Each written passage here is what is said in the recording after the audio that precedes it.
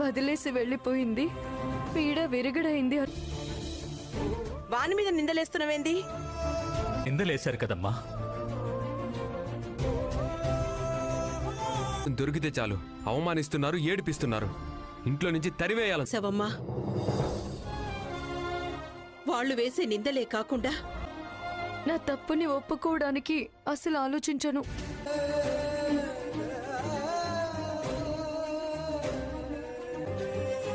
ఆ అమ్మవారి సమక్షంలో అమ్మవారి తీసుకున్న మాట నిజమే, కానీ ఇప్పుడు నాకు కలిసి కాపురం చేయడానికి మనసు ఒప్పుకోక నువ్వు కాదంటే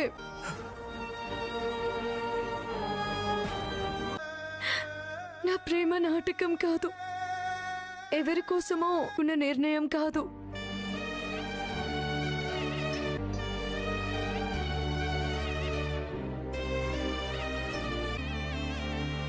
నా మనసు నీ మనసుకి బానిస అయింది.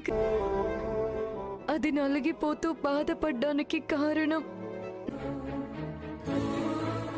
అది తెలుసుకోవడానికి బాధపడ్డాను. తప్పు జరగకూడదనుకొని నా నిర్ణయాన్ని నేనే 100 సార్లకి చాలు. ఇంకా నన్ను పరీక్షించకు. అగ్ని పరీక్షకు నలంతో పాటు పరిగెత్తాను. నేను చెప్పింది నా మనసులోని మాటలు. నువ్వెక్కడ దూరం అవుతావో అన్న దిగులుంది.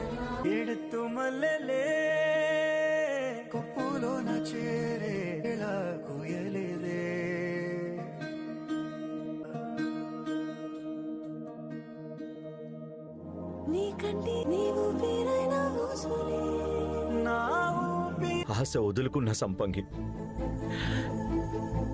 నా జీవితం ముగిప్పుడు ఎందుకు మాకు ముడిపెట్టినావని దేవుణ్ణి, కానీ నాకు కూడా ఒక మనసుంటుందని, నిజమైంది అది నీ మీద ప్రేమ అని నీ అంట పడ్డా.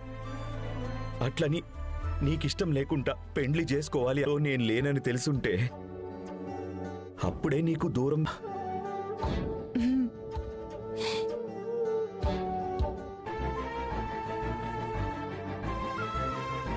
ఎంత ప్రేమని దాచుకున్నావు? మొయ్యలేనంత. నీ మనసులో నాకు చోటు ఏమైనా మిగిలిన్నాయా? ఇవ్వాల్సినవే మిగిలి. మరి దీని సంగతి ఏంది?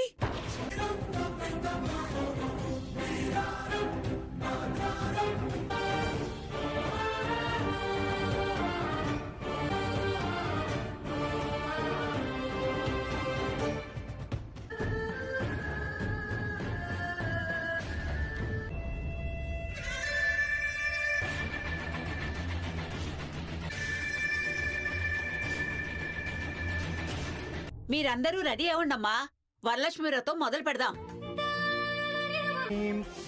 హిరణ్యం ఇందేయం గామిశ్వం పురుషానహం అశ్వపూర్.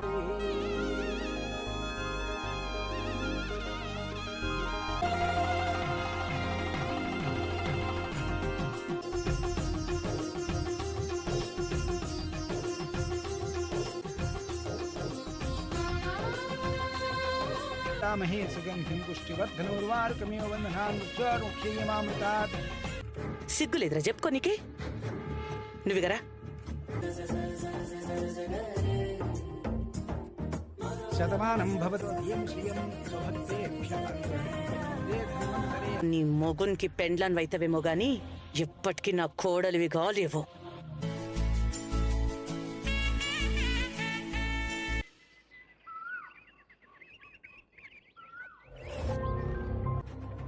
అందుకే మీ అందర్నీ రమ్మని చెప్పాను. సరే ఇట్లా చేద్దాంరా కొడక అని ఒక్క మాట చెప్పు చాలు. కండ్లు మూసుకొని కోడలేమన్నదో. ఏదో తప్పదు కాబట్టి మర్యాదకు అలా అంటుంది. నీ మాట వినబట్టే కదా చిన్న సత్య ఒకటైనరు. ఏమంటవే? నిజమైన పెళ్లి, అసలైన పెళ్లి. అంతే కదమ్మమ్మా? అవును. మీ అమ్మని వాళ్ళ ఫస్ట్ నైట్ జరిపిద్దాం.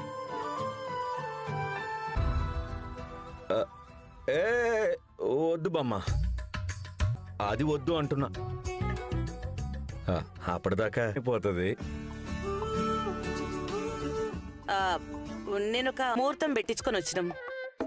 ఆ తర్వాత నీ కొడుకు కూడా వండదు. అమ్మ చెప్పింది మంచిగానే ఉంది కదా బామ్మ.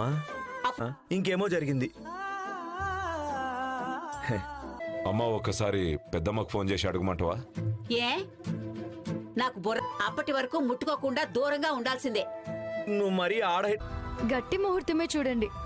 1-2 నెలలు అటు ఇటు అయినా ఇప్పటిదాకా ఏం చేశాడంట నీ కొడుకు? నువ్వు సరే అమ్మా, ఆఫీస్కి వచ్చేటోని కదా. నేనిప్పుడు అధిష్టానం దూతగా వచ్చా. పార్టీ యూత్ లీడర్ పదవి మీ ఫ్యాన్లో ఎవరికి ఆ పదవి ఇవ్వమంటారో మీ నిర్ణయం తెలుసుకుని రమ్మని.